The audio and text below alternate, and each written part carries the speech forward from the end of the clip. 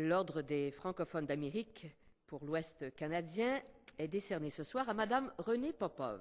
Depuis 30 ans, Madame Popov tient un rôle de premier plan dans le domaine de l'éducation en langue française en Colombie-Britannique.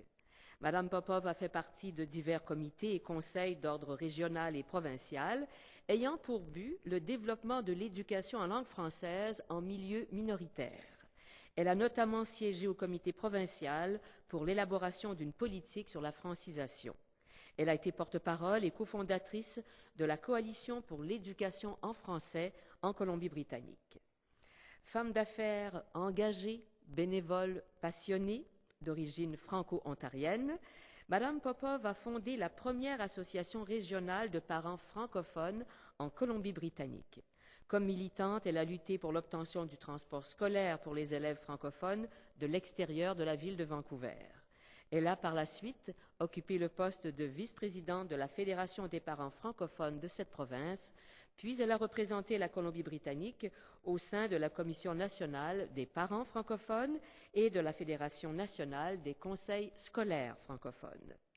De 2002 à 2005, elle a agi à titre de présidente du Conseil scolaire francophone de la Colombie-Britannique, où elle a contribué au développement et à la mise en œuvre d'orientation stratégique avant-gardiste, dont une qui visait à favoriser le développement de l'identité culturelle francophone des quelques 3 900 élèves des 39 écoles réparties dans l'ensemble de la province. Elle est depuis 2 ans présidente du conseil d'administration du Centre de leadership et d'aventure en nature, un centre qui vise à contribuer au développement identitaire des élèves en leur permettant de vivre des expériences enrichissantes en français en dehors du contexte scolaire. En raison de votre contribution exceptionnelle et soutenue à l'épanouissement du fait français dans le milieu scolaire de l'Ouest canadien, pour votre dévouement constant envers cette cause, le Conseil supérieur de la langue française a l'honneur de vous décerner, Madame Popov, l'Ordre des francophones d'Amérique, avec toute notre admiration.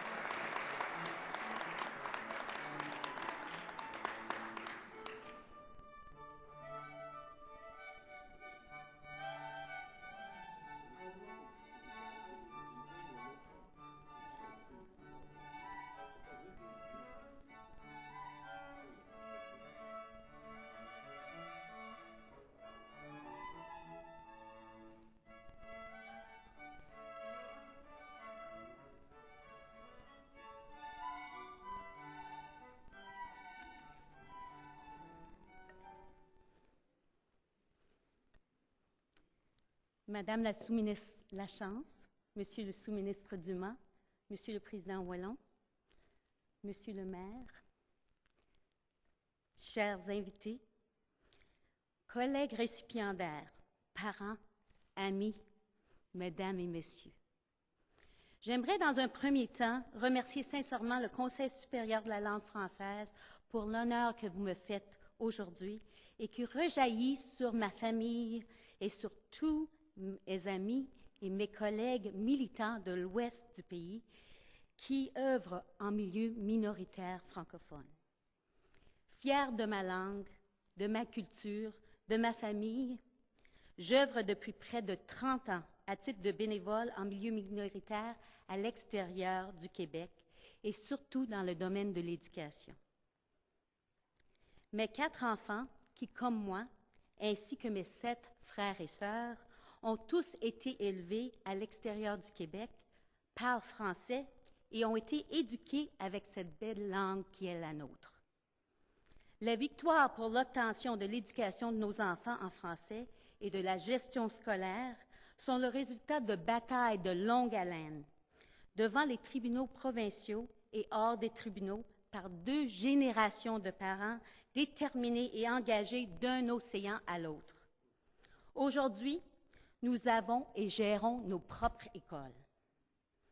Merci au courage de personnes comme ma collègue et amie, Mme Martine Galibois-Barse, qui a même hypothéqué sa maison pour couvrir les frais légaux encourus lors des poursuites judiciaires en vue de l'obtention de la gestion scolaire.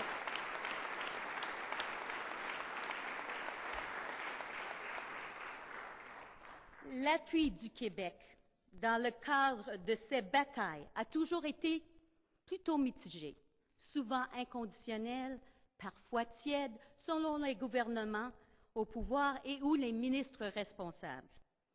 Aujourd'hui, nous sommes loin des déclarations de la ministre péquiste de la culture de l'époque qui, en 2001, déclarait qu'au Canada, la culture francophone était inexistante à l'extérieur du Québec.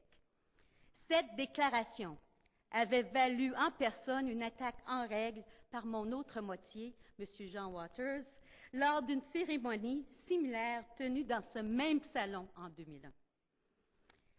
Beaucoup de chemin a été parcouru depuis, mais beaucoup reste à faire en ce qui a trait aux relations entre le Québec et les communautés francophones et acadiennes. En 2004, l'honorable Benoît Pelletier, ministre responsable des Affaires intergouvernementales canadiennes et de la francophonie canadienne, affirmait, et je le cite, « J'ai annoncé que le Québec était de retour au sein de la francophonie canadienne. Ce qui semblait alors un simple énoncé trouve aujourd'hui tout son sens et son aboutissement dans un autre engagement concret et déterminant du gouvernement du Québec envers les francophones du Canada. » Cet engagement se concrétisait 30 mois plus tard, soit le 7 mai 2006, avec l'annonce de la politique du Québec en matière de francophonie canadienne intitulée « L'avenir en français ». Cette nouvelle politique fut reçue à bras ouverts par les leaders de nos communautés francophones et acadiennes. Promesse tenue, pouvait dire avec fierté et raison l'honorable Benoît Pelletier. Madame Lachance, je vous demande de transmettre nos sincères remerciements au ministre Pelletier. Mais j'aimerais l'inviter à aller encore plus loin.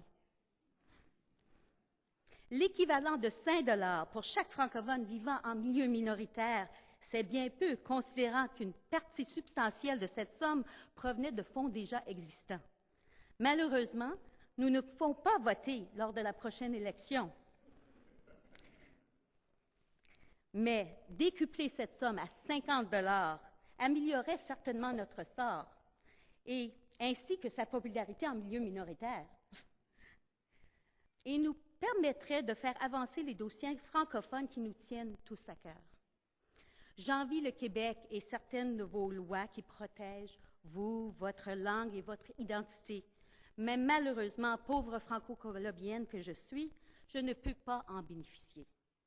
Par exemple, votre nouvelle politique d'utilisation du français dans les technologies de l'information et des communications, annoncée en décembre 2006, pourrait faire des miracles pour nous en Colombie-Britannique, où nous sommes immergés, pour ne pas dire noyés, dans un univers médiatisé, anglicisé et américanisé. Quelle utopie pour nous! C'est pourquoi vos dollars, canadiens bien sûr, et votre engagement politique peuvent au moins appuyer, faire valoir, pour ne pas dire légitimiser, notre présence auprès de nos dirigeants provinciaux. À peine quelques années nous séparent des Olympiques 2010. Ces Jeux constituent pour nous, francophones, notre vitrine pour le monde entier, afin que tous puissent observer, entre autres, les différents aspects de notre dualité linguistique qui caractérise le Canada d'aujourd'hui. L'entente signée par le Québec avec le Couvent est un pas dans la bonne direction. La Colombie-Britannique, et tout particulièrement Vancouver, est devenue la porte officielle vers l'Asie, le numéro 1 du commerce international. Où est le Québec dans ce dossier? Où sont les francophones? Le dossier des Olympiques 2010 et celui du commerce international avec l'Asie, et tout particulièrement la Chine et les Indes, sont d'actualité. Voilà 2 bonnes raisons pour le Québec de vivre vraiment sa nouvelle politique en matière de francophonie canadienne. L'avenir en français dans l'ouest du pays et de la bonifier en ouvrant à nouveau à Vancouver un bureau officiel. L'heure est venue pour le Québec de réaliser que les francophones de l'ouest du pays sont des alliés et que nous pouvons aider la belle province à profiter de l'essor économique de l'ouest et de l'Asie. Sans le Québec, la francophonie canadienne et acadienne aurait de la difficulté à prospérer. Je tiens à vous remercier de votre appui. Nous en voulons tout simplement plus. En ce tournant de l'histoire et au début de ce nouveau millénaire, nous voulons tout simplement continuer de vivre ensemble en français. En terminant, je tiens à remercier ma famille, ma mère, mes enfants, mes frères et mes sœurs, mes amis, mes collègues et Jean, l'homme que j'aime, pour l'encouragement qu'ils et elles m'ont donné au cours des années et leur appui continu en français. Mon père serait vraiment fier de moi aujourd'hui.